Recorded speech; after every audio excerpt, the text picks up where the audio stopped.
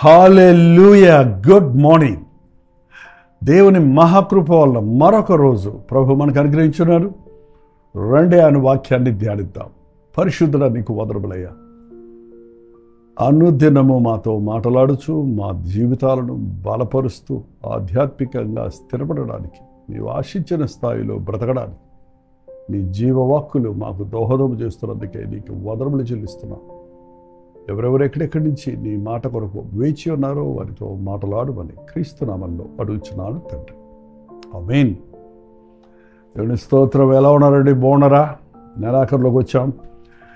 మరి సంవత్సరాంతంలోనికి వచ్చేసినట్టుగానే ఇంకొక 2 నెలలు దేవుని కృప ఉంటే మన ముందు ఉన్నాయి. ఈ నెలాఖరు దాటితే అక్టోబర్, నవంబర్, డిసెంబర్. చాలామందికి ఇది ఫెస్టివల్ సీజన్ గాను సెలబ్రేషన్స్ గాను ఉంటుంది, కానీ మనకైతే ఆత్మ పరిశీలనగా ఉండాలి.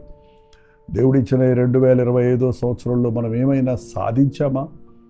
దేవుడు ఆశించిన స్థాయిలో జీవించామా అని మనల్ని మనం పరిశీలించుకొని మన ముందున్న ఈ కొద్ది కాలములో ఒకవేళ దేవుడు అప్పగించిన పనుల్లో బకాయిలు ఉండిపోతే, అంటే మనకి చేయవలసిన పనులు చేయకుండా ఉంటే వాటిని ముగించడానికి మనం సద్వినియోగపరుచుకుందాం. మత్తయి సువార్త 8వ అధ్యాయము 24వ వచనం దగ్గర నుండి చదువుతున్నాను, వినండి. మత్తయి సువార్త 8వ అధ్యాయం 24వ వచనం దగ్గర నుండి. కాబట్టి ఈ నా మాటలు విని వాటి చొప్పున చేయు ప్రతివాడు బండ మీద తన ఇల్లు కట్టుకొనిన బుద్ధిమంతుని పోలే ఉండును. ఈ మాటలు విని, నా మాటలు విని, ఈ నా మాటలు విని అంతండి వాటి చొప్పున చేయువాడు. చాలా ముఖ్యమండి. మనం అనుదిన ధ్యానం వింటున్నాము అంటున్నారు. రోజు దేవుడు మనతో మాట్లాడుతున్నాడు ఆయన వాక్యములో నుండి. నేను ఒకటి మౌత్ పీస్ అంటే ఆయన పక్షంలో నిలబడి ఆయన చెప్పమన్న మాటలు మీకు చెప్తున్నాను, కానీ దేవుని మాటలు మీకు చెప్తున్నాను. ఆయన మాటలను వింటున్నాం. ఒక సారం ఉంటుంది మనకి. మీకు ఒక హెడ్డింగ్ పెడుతున్నాం చూసారా? దాంట్లో ప్రతిరోజు ఒక అంశం ఉంటుంది. అక్కడ ఆ అంశముతో దేవుడు మనతో మాట్లాడుతున్నాడు. అందులో ఒక్కొక్కరితో ఒక్కొక్క విధంగాను, మరి ప్రతి ఒక్కరితోనూ ఆ యొక్క 15 minutes ఆర్ 16-17 minutes లోపల ముగించడానికి ప్రయత్నిస్తున్నాను. వద్దంటే మీరు అడావిడుకుంటారని. కానీ ఆ కొద్దిసేపట్లో దేవుని మాటలు ప్రతి ఒక్కరి అవసరత తీరుస్తున్నాయి. మనకు ఒక గైడ్ లైన్స్, మనకు ఒక నడిపింపునిస్తున్నాయి, మనకు ఒక వార్నింగ్ ఇస్తున్నాయి, మనకు కంఫర్ట్, ఆదరణ ఇస్తున్నాయి, మనల్ని జ్ఞానపూర్ణులుగా చేస్తున్నాయి, విజయం ఇస్తుంది కదండి. అందుకే దేవుని మాటలు వినండి. అంటే వింటే మాత్రం సరిపోదు, విని దాని ప్రకారముగా చేయువాడు, దాని ప్రకారముగా చేయువాడు బండ మీద తన ఇల్లు కట్టుకొనిన బుద్ధిమంతుని పోలి ఉండును. వాక్యం విని వాక్య ప్రకారంగా చేసేవాడు తను కట్టుకుంటున్నాడు, తన భక్తిని కట్టుకుంటున్నాడు. ఇల్లు అనగానే మనకు గుర్తొస్తుంది, ఇటుకలతో కడతారు. గృహం కట్టాలనుకున్నప్పుడు గృహానికి ఒక ప్లాన్ ఉంటుంది కదండి. ఆ ప్లాన్ ప్రకారంగా మనం ఇంజనీర్స్ను కన్సల్ట్ చేసి పర్మిషన్స్ తీసుకొని దానికి ఇంత ఎత్తుంటే ఎంత లోతైన పునాది ఉండాలి, ఇన్ని అంతస్తులైతే ఎలాంటి పునాది వేయాలి అని గుర్తించి ఒక ప్రణాళికను కలిగి దాన్ని ప్రారంభిస్తాం. ఇవాళ చాలామంది ఇల్లు కట్టుకునే విషయంలో, వస్తువులు కొనుక్కునే విషయంలో, పెళ్ళిళ్ళు చేసుకునే విషయంలో, ఇంకా ప్రతి విషయంలో కూడా ప్లానే లేదు, ఆలోచన లేదు, సిద్ధపాటే లేదు, ఒక గైడెన్సే లేదు. ఎవరిని అడగరు, ఎవరిని సలహాలు తీసుకోరు. వారి ఇష్టం వచ్చినట్టుగా వారి శరీరము ఉపయోగించుకోవడానికి, వారి రాబడి ఉపయోగించడానికి, వారు ఏదో సాధించేశామని అక్కడ పెట్టి ఇక్కడ పెట్టి సంపాదన అంతా వృధాపరుచుకుంటాము ఇవాళ మనం చూస్తున్నాం. దేవుని మాటలు మనకు అన్ని విధాల నడిపింపిస్తాయండి. అన్ని విషయాలలో మనకి దేవుని సలహాలు దొరుకుతాయి. దేవుని మాటలు మనం వింటున్నప్పుడు ఆటోమేటిక్గా మన లైఫ్ స్టైల్ మారిపోద్ది, మన పద్ధతులు మారిపోతాయి.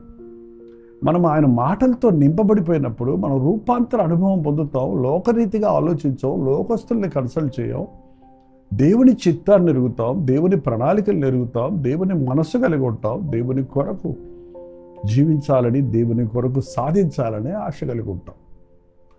మరి దేవుని మాటలు వింటున్నారు, విన్నదాన్ని మీరు క్రియల్లో ఆచరిస్తున్నారా? మీ గృహాలలో కుటుంబ ప్రార్థన ఉందా? మీ పిల్లలను దేవుని భయంలో పెంచుకుంటున్నారా? మీరు దేవుని మందిరమునకు క్రమం తప్పకుండా వెళ్ళగలుగుతున్నారా? దేవునితో అనుదినము వ్యక్తిగతంగా మీ సమయాన్ని గడపగలుగుతున్నారా? మీ మనస్సాక్షిని పవిత్రంగా కాపాడుకోగలుగుతున్నారా? మీరు పరిశుద్ధులుగా ఉండాలని ప్రభు చెప్పాడు కాబట్టి మీ దేహాన్ని దేవాలయంగా గుర్తించి జీవిస్తున్నారా? ఎవరైతే దేవుని వాక్య ప్రకారంగా తన జీవితాన్ని క్రమపరుచుకుంటాడో వాడు బండ మీద తన ఇల్లు కట్టుకొనిన వాడి వల్లే ఉండడు, పునాది మీద తన ఇల్లు కట్టిన వాడిగా ఉండడు. అవునండి, పునాది చాలా ముఖ్యం. పునాది బయట కనపడదు, అది మట్టి లోపలికి వెళ్ళిపోద్ది, కానీ అది అంత పెద్ద కట్టడాన్ని నిలబెట్టుతుంది. మనం ఏదేదో సాధిద్దాం అనుకుంటున్నాం, దానికి సిద్ధపాటు ఉందా? నీకు దానికి బ్యాక్గ్రౌండ్ ఏంటి? నీ నీ నీ నీ అనుభవం ఏంటి? చూడండి, ఇవాళ నా సంపాదన ఎంత, నేను ఎంత కట్టగలను, అప్పు తీర్చగలను, నేను ఎలా ఇది సాధించగలను అనే ఆలోచన లేకుండా, మరి ముఖ్యంగా దైవ నిర్ణయాన్ని ఎరగకుండా చేస్తున్నాను. బుద్ధిమంతుడు, తెలివిగలవాడు దేవుని సహాయాన్ని కోరుతాడు, దేవుని సలహాలు తీసుకుంటాడు. బండ మీద కట్టిన కట్టడం ఆలస్యం అవుద్దేమో, కానీ ఎందుకంటే లోపటి నుంచి రావాలి కదా, కింద నుంచి కట్టుకుంటూ రావాలి, బయటికి ఆర్భాటంగా వెంటనే కనబడదు, కానీ అది గట్టిగా ఉంటుంది. గాలి విసిరను, వరదలు వచ్చను, వాన కురిసెను, వరదలు వచ్చను, గాలి విసిరను, ఆ ఇంటి మీద కొట్టెను. వరదలు వచ్చాయి, గాలి వచ్చి కొట్టింది. ఏంటంటే వరదలు, గాలి, ఇదిగో భయంకరమైన తుఫానుని హెచ్చరికలు ఇస్తున్నారు. ఈ తుఫానులు వచ్చినప్పుడు చూడండి, లోతు లేనటువంటి, సరిలేనటువంటి కట్టడాలు, వేరు నాటుకోనటువంటి చెట్టులు ఎన్నో ఆ ఈదురు గాలులకు భూమట్టం అవటం చూస్తూ ఉన్నాం. శోధనలు మనకి గాలి తుఫానుల వల్ల వస్తాయండి. ఎదురు చూడని రీతిగా మనకు శోధన వచ్చినప్పుడు వాటిని ఎదిరించలేని వారిగా ఈ రోజున అనేకులు ఉన్నారండి. శోధన వచ్చింది, పడిపోయాను, ఎవరో నాకు ఏదో ప్రేరేపణిచ్చారు, అందుకనే నేను ఆ మాట ప్రకారంగా చేసి మోసపోయాను అని ఎందరో చెప్తున్నారండి. వాన కురిసింది, గాలి వచ్చింది, ఇంటి మీద కొట్టింది, కానీ పునాది బండ మీద వేయబడింది కనుక అది పడలేదు, అది కదలలేదు. నీతిమంతుడు సింహం వలె ధైర్యంగా ఉంటాడు. నీతిమంతుడు కదలడు. దేవుని మీద, దేవుని ఆశ్రయించిన వాడు ధైర్యంగా ఉంటాడు. నిందలకు కృంగిపోడు, అవమానాలకు లొంగిపోడు, హింసకు భయపడిపోడు, బాధలతో ఆడుకుంటాడు. ఎందుకంటే నన్ను బలపరచు వారి యందు నేను సమస్తము చేయగలను అన్న రీతిగా నిన్ను ఎదురు ఈ కుస్తీలు, ఇవి యొక్క బాక్సింగ్లు చేసే వాళ్ళని చూడండి, వాళ్ళు రెండు పనులు చేయాలి. ఒకటి అవతల వాడిని కొట్టాలి, ఇంకోటి వాడు కొట్టే దెబ్బలు తగలకుండా కాచుకోవాలి.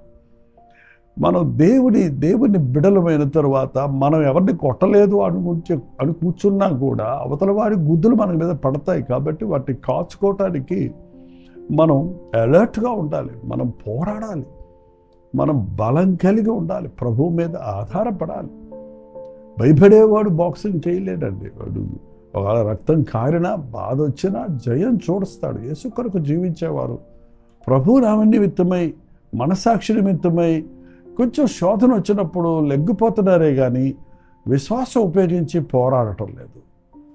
శ్రమ వచ్చినప్పుడు తట్టుకోలేక దేవునికి దూషిస్తున్నారు, దేవుని నిందిస్తున్నారు.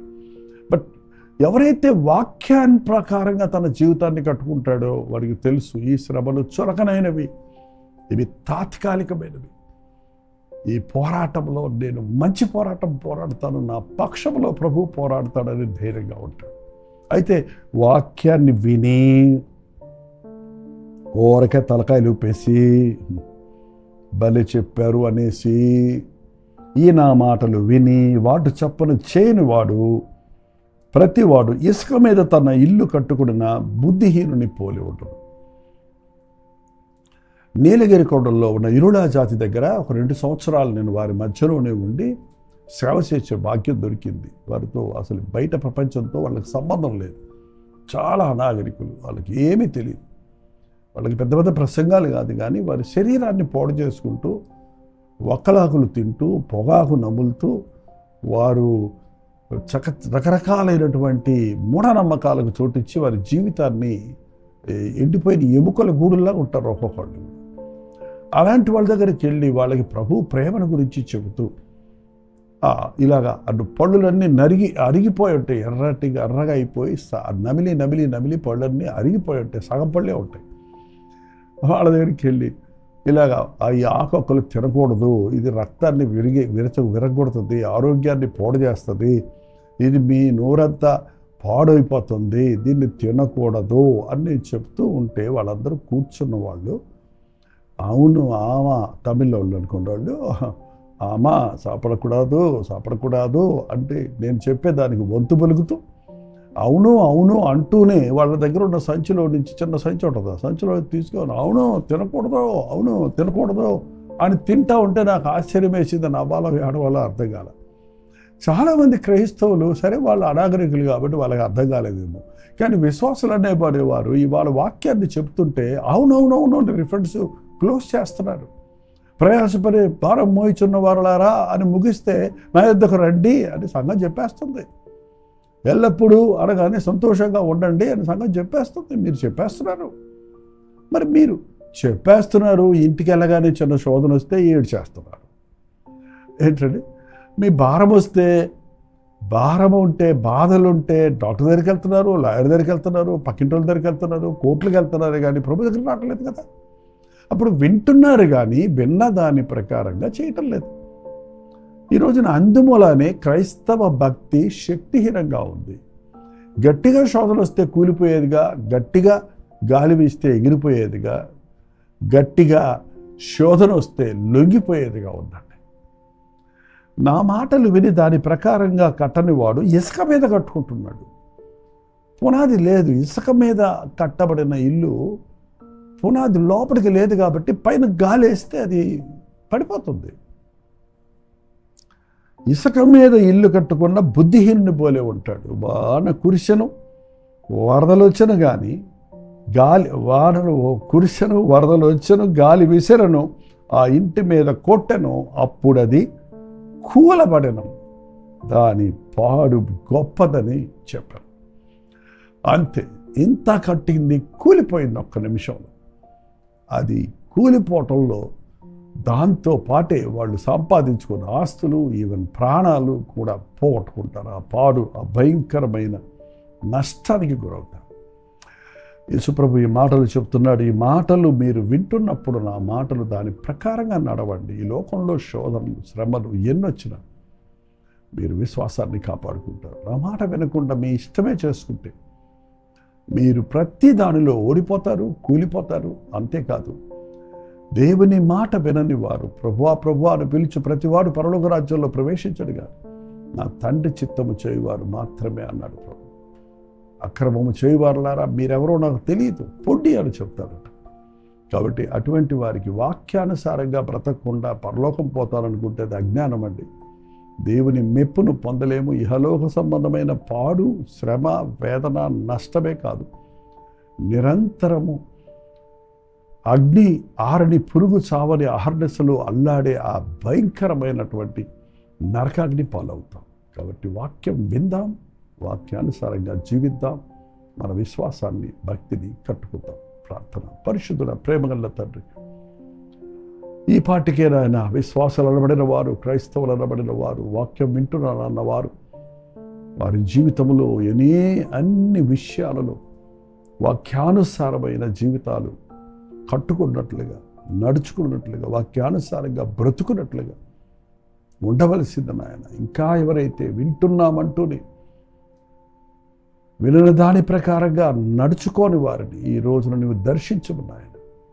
నీ మాటలు విని దాని ప్రకారంగా చేయువాడు బుద్ధిమంతుడని, నీ మాటలు విని దాని ప్రకారంగా చేయని వాడు బుద్ధిహీనుడని నీవే స్పష్టంగా చెప్పిన మాట మేము గుర్తు చేసుకొని బుద్ధిహీనులుగా కాక బుద్ధిమంతులుగా ఉండినట్లు నీ వాక్యాన్ని ధ్యానించి వాక్యానుసారంగా జీవించి 30 అంతలుగా 60 అంతలుగా 100 అంతలుగా ఫలించు వారిగా వరద వచ్చినా, వాన వచ్చినా, తుఫాను వచ్చినా, శోధన వచ్చినా, శ్రమ వచ్చినా, వేదన వచ్చినా కదలడి వారిగా క్రీస్తు సాక్షులుగా బ్రతుకుటకు మా ఒక్కొక్కరికి నీ సహాయము చేయమని క్రీస్తు నామములో అడుగుచున్నాను తండ్రి. ఆమేన్. మన తండ్రి అయిన దేవుని యొక్క ప్రేమయు, కుమారుడైన క్రీస్తు యొక్క కృపయు, ఆదరణకర్త అయిన పరిశుద్ధాత్మ యొక్క సహవాసము కూడి వచ్చిన మనందరికీ ఇప్పుడును సదాకాలం తోడయుండును గాక. ఆమేన్. మీ ప్రార్థనా స్తుతుల భారాలు 9540 నెంబర్కి, మీ ఇతర దేశాల్లో ఉంటే 91001000 నెంబర్కి మీరు పంపిస్తున్నారు. మేము పరిశీలిస్తున్నాం, మీకోసం ప్రార్థిస్తున్నాం. మీ ప్రైజ్ రిపోర్ట్స్ కూడా తెలియజేస్తున్నారు. చాలా సంతోషం. ఇంకా మీరు పంపని వారు ఉంటే పంపుతూనే ఉండండి. ఎప్పటికప్పుడు మీ అప్డేట్స్ మాకు తెలియచేయండి. దాన్ని బట్టి ప్రభువును స్తుతించడానికి, మీ కొరకు కంటిన్యూస్గా దేవుని సన్నిధిలో గుర్తు చేసుకోవడానికి, ప్రభు ఇచ్చిన సందేశాలు మీకు అందించడానికి సహకరించిన వారు అవుతారు. ప్రవచనం అయితే మధ్యాహ్నం 3 గంటలకు హెచ్చరిక, అలాగే వాళ్ళ బుధవారం కదండి మధ్యవార ప్రార్థన కూటం కల్వరి చర్చిలో నుంచి మీకు లింక్ ఇస్తాం. కల్వరి ప్రతిధ్వని 9 గంటలకి ఫాస్టింగ్ ప్రేయర్లో మాతో పాటు మీరు కూడా పాల్గొనండి. అంతవరకు దేవుని మహాకృప మీకు తోడేది గాక.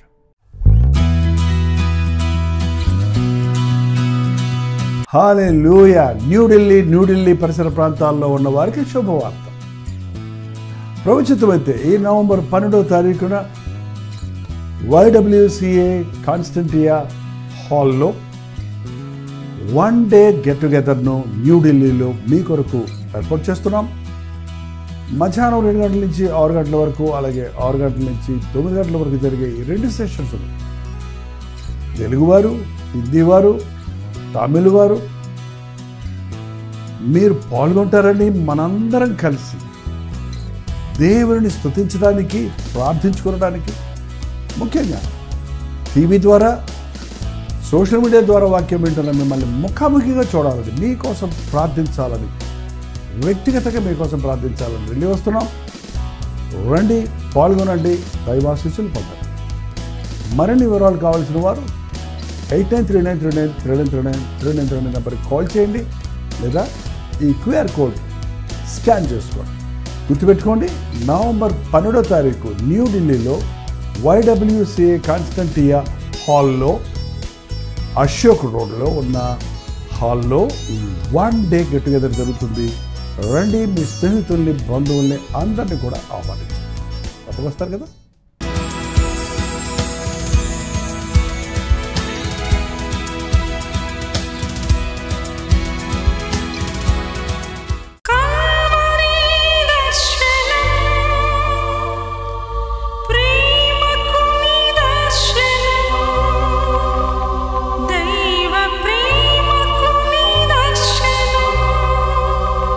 తెలుగు, తమిళ, హిందీ, మలయాళం, బెంగాలీ, ఒరియా అనే 6 భాషల్లో టెలివిజన్ ప్రోగ్రామ్స్ కొనసాగుతూనే ఉన్నాయి. భారభరితమైన పరిచయంలో మీరు సహకరించాలని ఆశిస్తే, ప్రభు మిమ్మల్ని ప్రేరేపిస్తే మీ విరాళాలు, కానుకలు డాక్టర్ జై ఫౌండేషన్స్ అనే ట్రస్ట్ నెంబర్కి మీరు పంపించవచ్చు. అవి నేరుగా టీవీ ఛానల్స్కి వెళ్తాయి. అందులో ఏది మేము మా సొంత ఖర్చుల కొరకు ముట్టుకోవటం లేదు, వేరే పరిచయ కొరకు ముట్టుకోవటం లేదు. టెలివిజన్ పరిచయలో ఇంకా సువార్త వినని వారికి అది అందించాలని ఆశతో ఒక 20 సంవత్సరాలుగా కొనసాగుతున్న పరిచయం కొరకు ప్రార్థించండి, మీ సహకారాన్ని అందించండి. ఈ విషయం మీకు ఇంకా వివరాలు కావాలంటే 89393939 అనే నెంబర్కి మార్నింగ్ 10 నుంచి ఈవినింగ్ 10 లోపల మీరు ఫోన్ చేయండి, వివరాలు మీకు తెలియజేస్తాం.